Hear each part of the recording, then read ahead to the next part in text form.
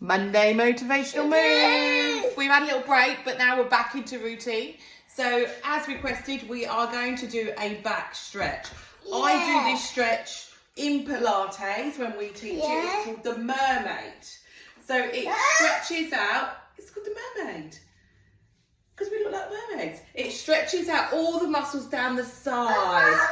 The QL muscles, the joints in our side, the thoracic and lumbar region, and mermaids don't do that, okay. But these mermaids do. So we're going to start. We'll bring our feet together, toes out, heels in alignment. Making sure we're just soft in your knees. So just bend your knees. We're not going to do like normal Pilates stand. We're going to bend the knees a little bit more. Come on to the side, darling. Come to the side, yeah? And then we're going to slide one hand down.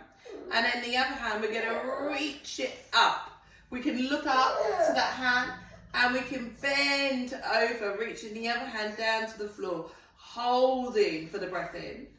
This is how we can mobilise the joints.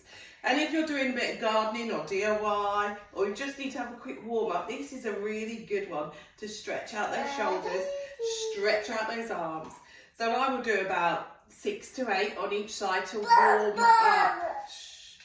But enough. There's an advert on the telly.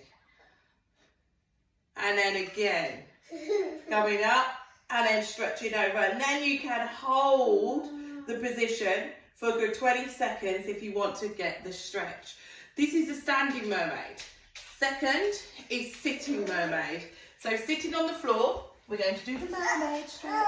So depending how well your hips and knees are, you might not be able to do the full stretch. So if your hips and knees are a bit sore, you can just keep your legs straight or just cross them.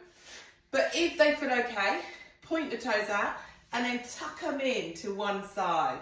Bring the sole of your foot to your inner thigh. So you can see why it's loading the hips and the knees. And then what we're going to be doing is maybe your sitting bones have come off the floor. Don't worry too much about it. And we're going to walk your hands over to one side. And we're going to stretch over. We're stretching over. You can feel the stretch all the way down the sides. It's a lovely stretch for your back and your spine. And then we're going to come up. Don't change the legs round. And we're going to go the other way. So hard way. One side you'll find it will be impossible to do. I've got long arms, short body, so I seem to do these quite well. Holding. So these stretches are good for holding for about 20 seconds. And that really gives out a really elongated stretch. Remember to do the other side. So we're going to bring the legs out and we're going to tuck them in the other way. Remember the sole of your foot to your inner thigh, sitting on your sitting bones if you can. You may find one side you can do easier than the other. Walking the hands out and bending over. You're going to do this stretch.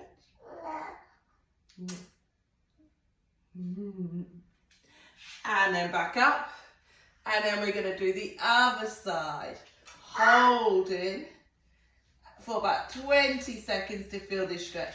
If any of these stretches are painful or you're getting sharp shooting pains or pins and needles, you need to stop them straight away and you need to get in contact with a health professional.